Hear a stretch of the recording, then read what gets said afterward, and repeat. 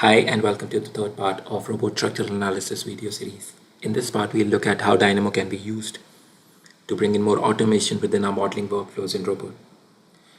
Dynamo was earlier introduced in Robot Structural Analysis 2022, and this can be installed through the Autodesk Desktop app. You can launch it from the add-ins panel. Once launched, you can quickly go within the Dynamo interface to build your own custom scripts and workflows.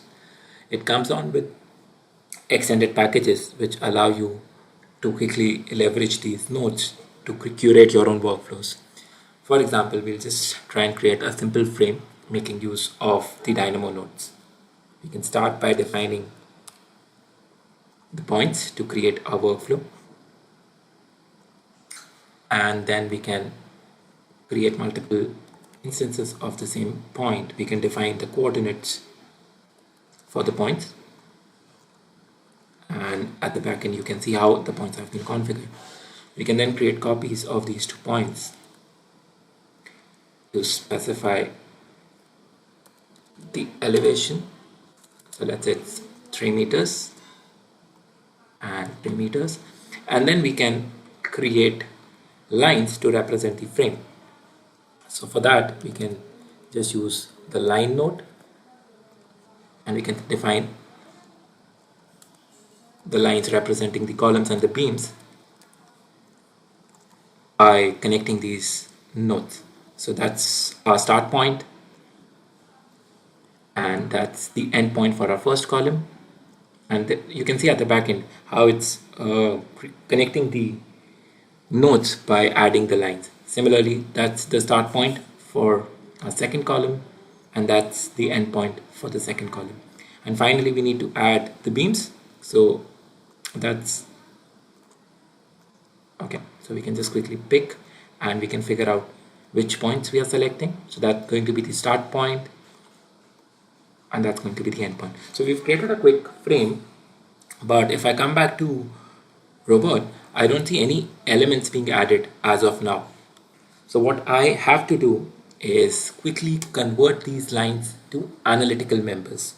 So if I go to my model categories, I have something called as analytical bars, and we have this byline tool which automatically picks the curves for these lines to convert them to analytical bars. What we can also do is we can clean up the node layout to sort them better so that we are able to understand the graph well. And then all we need to do is connect these lines, and if I come back at the back end to look, you will see a quick frame has been generated.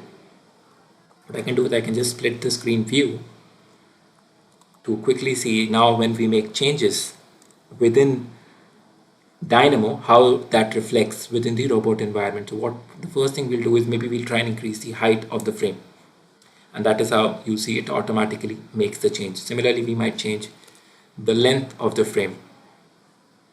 So one thing we might have to do is change the length on both the points.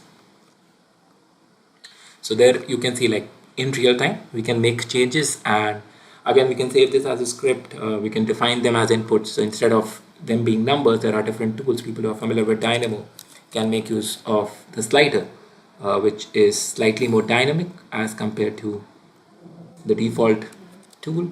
So we can use the same input rather than 2 different inputs for both the points. And now when we make changes, you see how the points shift. And likewise, we can delete this node. We can again add another slider to change, let's say 5 for now, and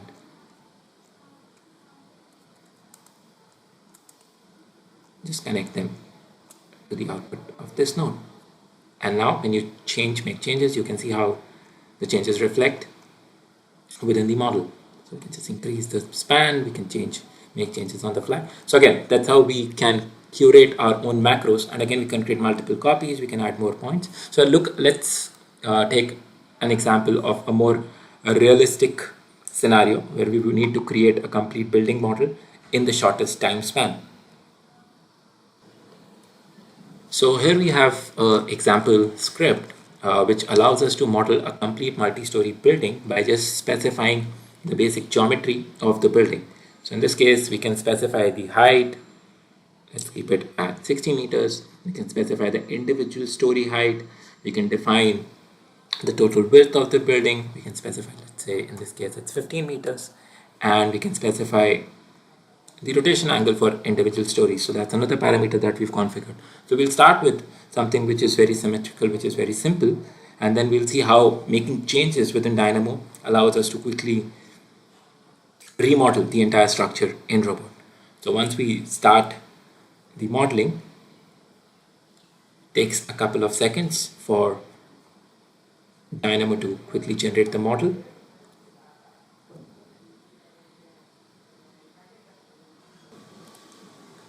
So here we can look at the 3D model which is generated in robot.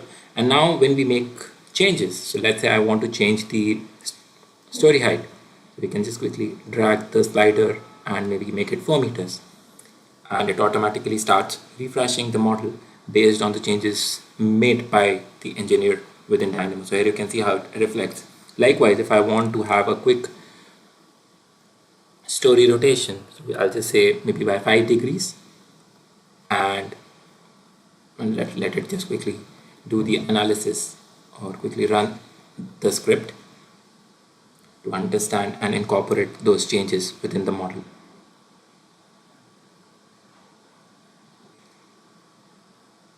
This is a very preliminary example of how you can use Dynamo to create very complex models in the shortest time span.